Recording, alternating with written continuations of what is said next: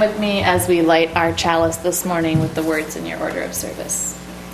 We gather this hour as people of faith, with joys and sorrows, gifts and needs. We light this beacon of hope, sign of our quest for truth and meaning, in celebration of what we share together.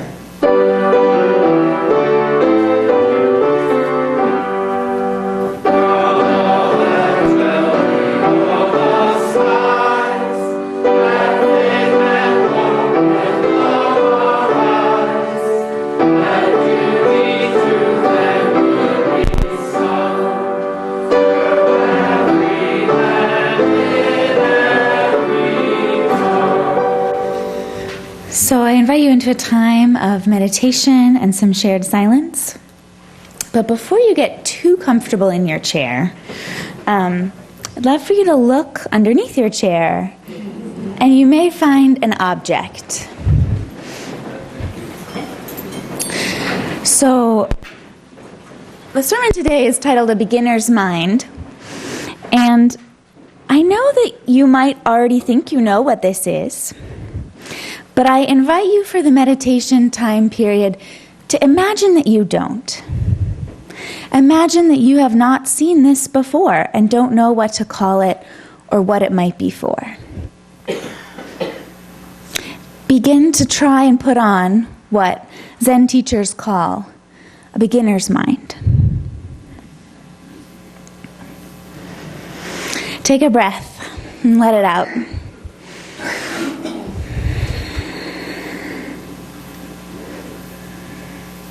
Feel the shape of this object. Notice the texture, the weight. Really look at it.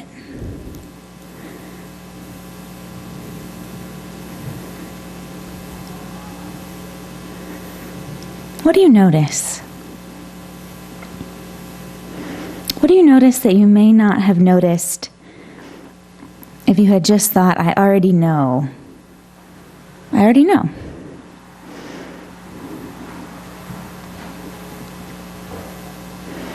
Take another breath. Let out with a sigh. Allow those feet to find the floor. Your shoulders to drop down. And turn inward with me now. We are all ordinary. And we are all extraordinary, like the simple thing we hold in our hands. We move through the world with labels for just about everything and just about everyone. Our true essence is not these labels. Our essence is more. Our Buddha nature, as Zen teachings remind us, is a pure heart, a clear mind. This moment is available for us to have a pure heart and a clear mind. We only need to pay attention, to see beyond the labels, to know that things are often more than what they seem. Ordinary and extraordinary, just like us.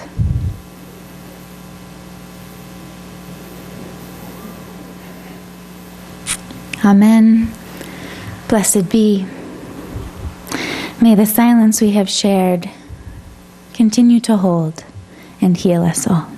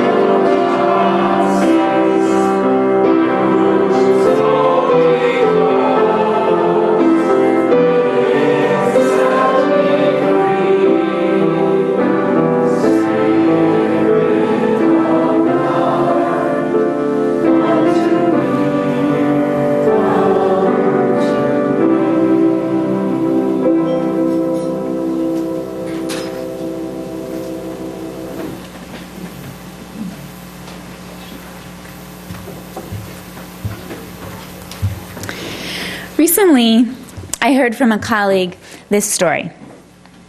He says, I have a 10-year-old, and she's absolutely wonderful, right? She's the joy of my life. And she has this habit of leaving her socks everywhere. I find them in the bathroom, in the hallway, in the kitchen, sometimes like outside in the yard. And I know that when I find a pair of her socks somewhere where I don't think they're supposed to be, it's a moment in which I can gauge my own state of well-being by how I react to those dirty socks. Sometimes I see the socks and I get angry. Sometimes I see the socks and I feel like I can't even do anything. I'm just too overwhelmed. I have to ignore the socks. Sometimes I don't even notice the socks because I'm too busy and distracted. And sometimes, when I notice the socks on the floor, I'm able to say with all respect and sweetness in my voice, "Darling, could you please pick your socks up off the floor?" That doesn't happen too often. Because my angry mind does this, and my monkey mind does this, and my anxious mind does this. But it is the beginner's mind that, when I see the dirty socks, also sees my precious daughter and recognizes how precious her dirty socks are, as well as her life. How do we react to those routine moments of aggravation that come all the time? How do we engage in the daily aspect of living, the traditions of routine like cleaning the house, sorting the mail, buying groceries, weeding the garden, returning the library books? In the Zen Buddhist tradition, it is taught that every moment is a moment in which we can experience awakening and enlightenment. Every moment. Every dirty sock, ordinary spoon moment. Shiran Zensuke is the Zen master who introduced this concept of the beginner's mind to the West. And it's to begin something, often you start without knowing what to expect. And the concept of a beginner's mind is that we can go through our day with this not knowing what to expect mind, with this mind that is open to the possibilities. So it's a simple concept, but it's profound. It's a discipline and a valuable one. Shizuki says, in the beginner's mind, there are many possibilities. And the expert's mind, there are few. You may remember a few months ago when Reverend Marcus was telling an intergenerational story about a professor who came to visit a Zen teacher. And the professor came saying, "I have studied all the world's religions, and now I have come to learn Zen Buddhism, to be enlightened. That's why I have come. I have come to learn from you." So the Zen master began to pour a cup of tea for the professor. And the Zen master kept pouring. And the tea overflowed the cup and down the sides of the tray and off the table and onto the floor. And the professor thought, wait a second, this person might be a little off their rocker, like they don't even know how to pour a cup of tea.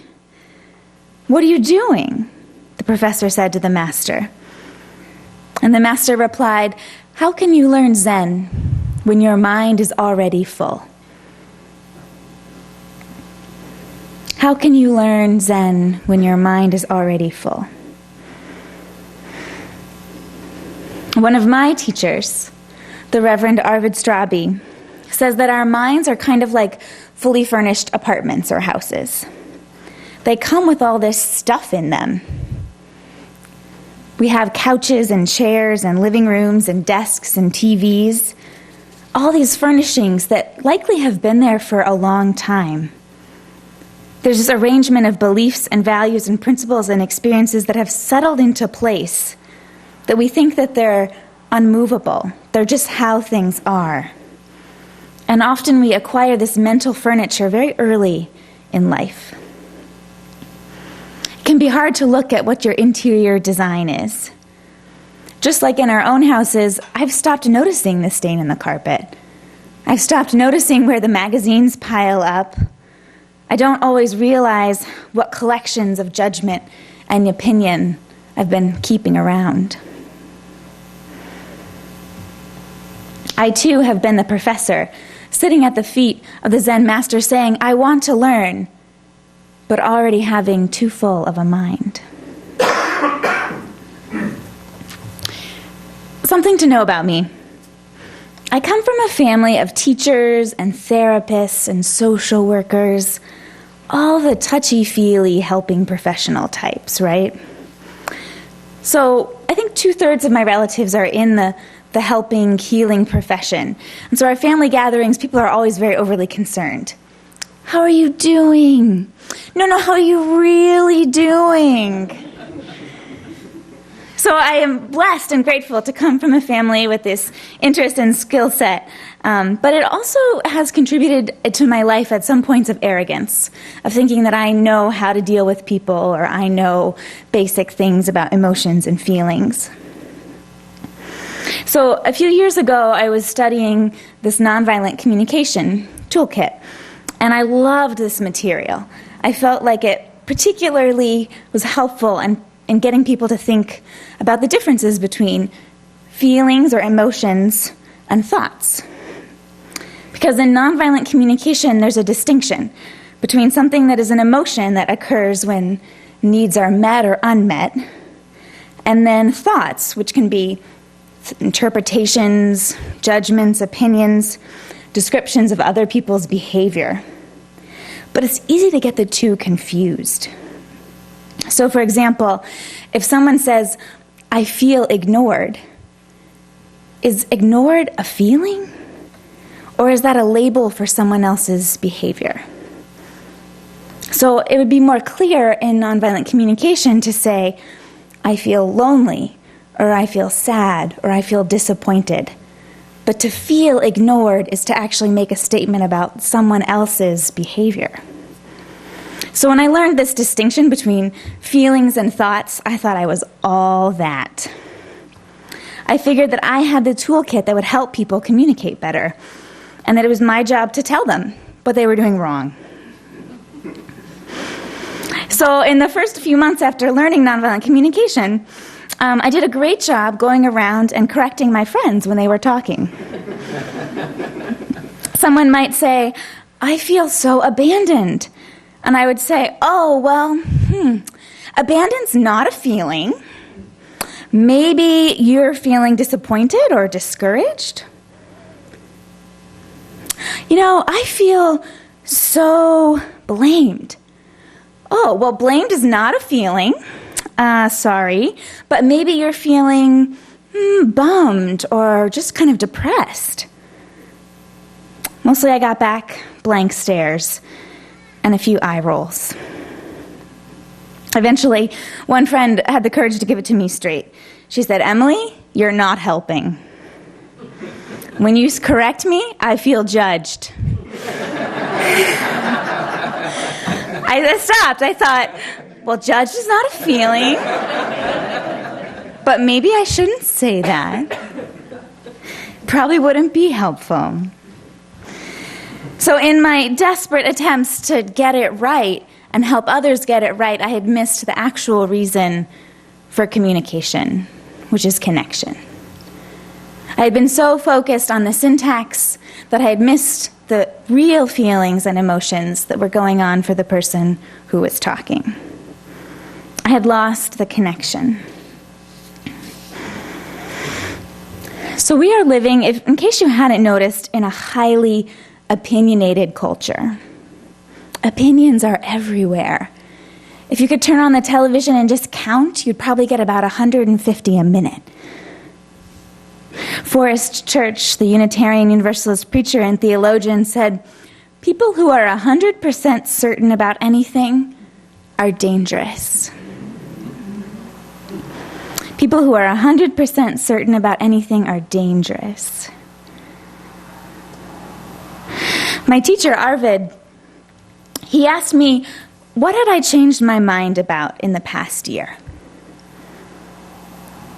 He said that if I hadn't changed my mind about something significant, I was likely being stubborn or close-minded or lazy. Because the truth is that we all have this ideological furniture, and it isn't always serving us or the people we're around.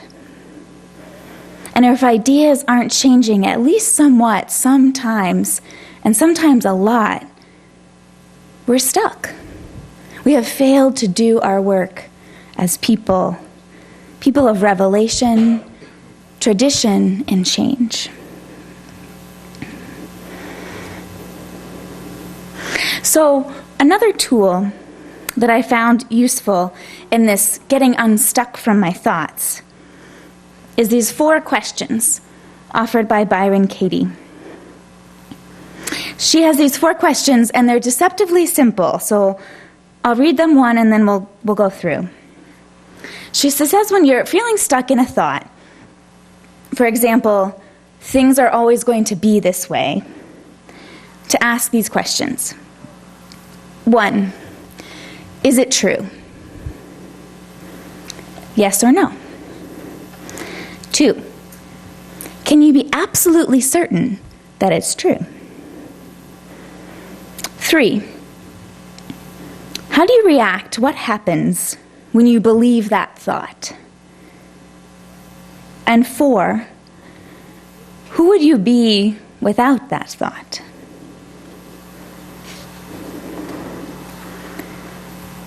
Simply asking to begin with, is this thought true? Things are always going to be this way.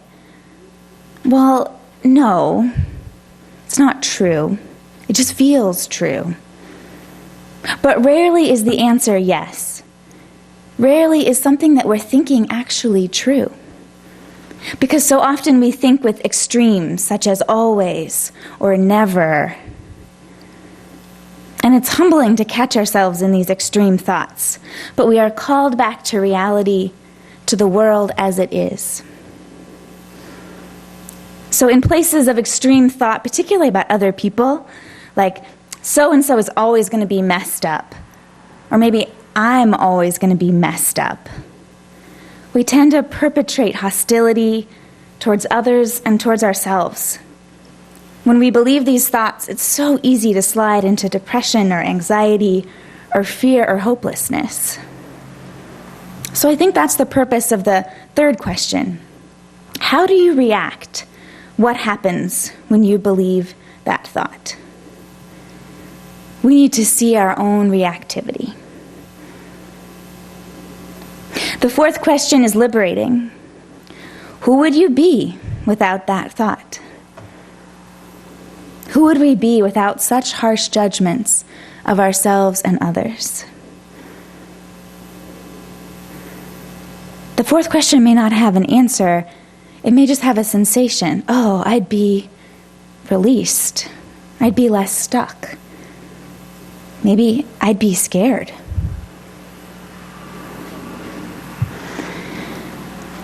This morning I'd like to offer to raise up, how can we use this tool of beginner's mind within our relationships, not only to one another and with routine tasks, but how can we use this tradition of beginner's mind in our congregational community? How can we approach the decisions before us with a beginner's mind? I wondered, as I was reflecting on what to say and talk with you about today, what do I have to say? Because so many of you are the people who have had beginner's mind and worshiped together for the past 22 years. You have come week after week and saw each other anew through seasons, through cycles, through changes of all kinds. You have made potluck dishes year after year, organized the newsletter, the justice events, led the small groups, arranged and rearranged the chairs. You know how to do this. To sit together with one another day after day, holding on to the potential and possibility within neighbors you have known for years. And it is true that we are a journey that continues with beginner's mind as we welcome people. I know that it has taken beginner's mind to open your doors to Marcus and myself this past year. I know that we have said, let's do things differently. And at moments this has been scary and uncertain.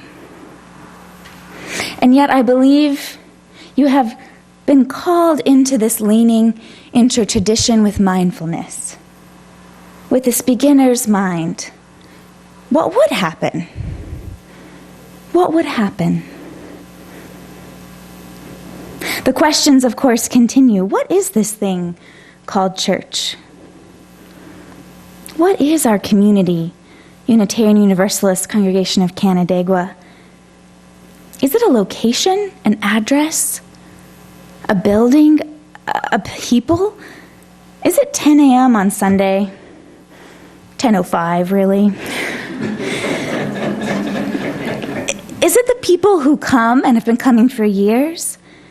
Is it the next 50 or 100 or 150 people who will walk through the doors someday?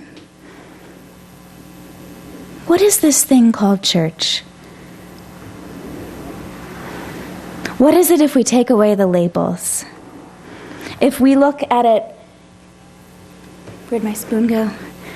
Like we tried to see the spoon, knowing what we already think it is, knowing what we've been told it is, but knowing that is perhaps not just its essence.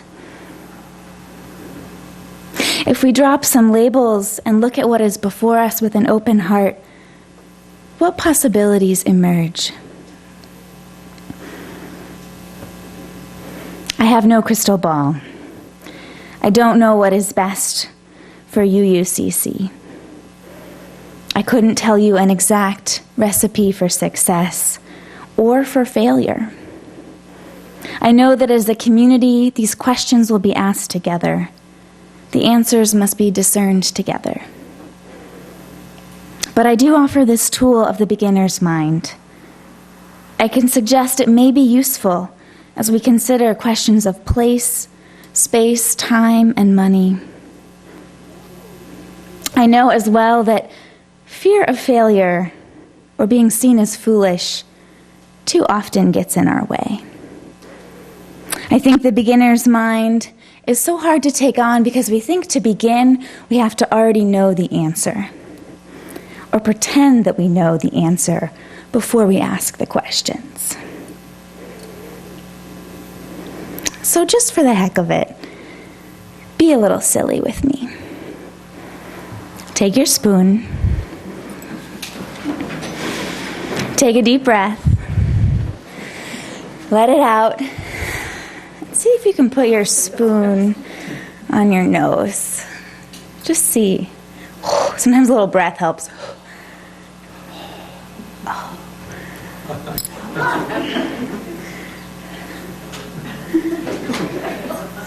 Oh!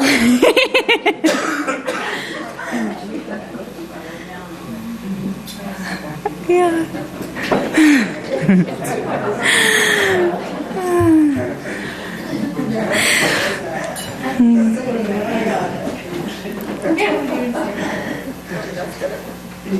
Look around. How amazing are we? How incredible. I wish I had a camera right now. Maybe after worship we'll take a picture with our spoons.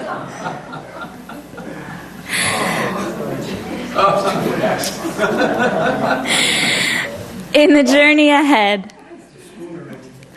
may we hold on to our questions. May we hold on to ourselves tenderly.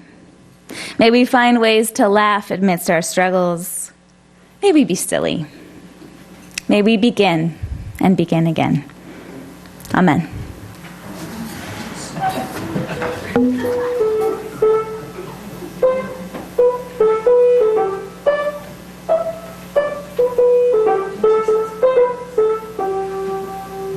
Shake, shake, shake,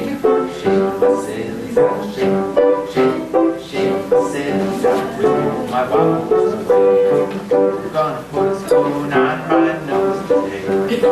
Spoon on my nose today. We're gonna dance and sing and weep and pray. Wiggle my wobbles away.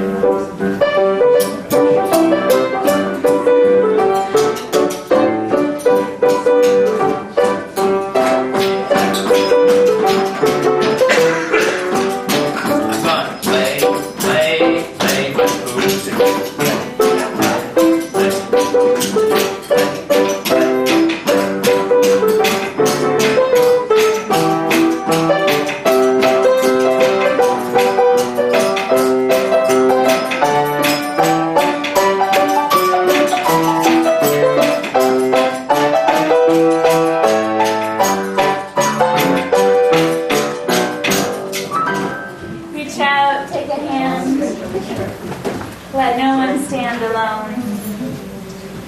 We extinguish this flame, but not the light of truth, the warmth of community, or the fire of commitment.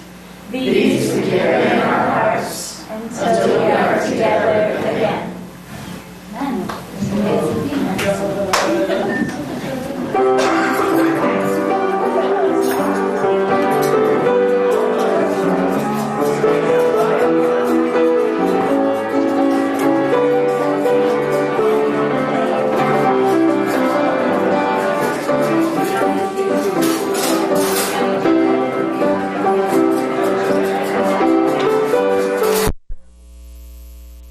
Join us for worship every Sunday at 10 a.m. at the Unitarian Universalist Church of Canandaigua, a welcoming congregation. We are located at 3024 Cooley Road, 4 miles west of South Main Street, Canandaigua, just north of the intersection with Routes 5 and 20. Look for the blue signs just before the turn. Your comments about this program or questions about the church are welcome at 585-396-1370 or at our website www.canandaiguauu.org. Producer and editor Daniel Brigham.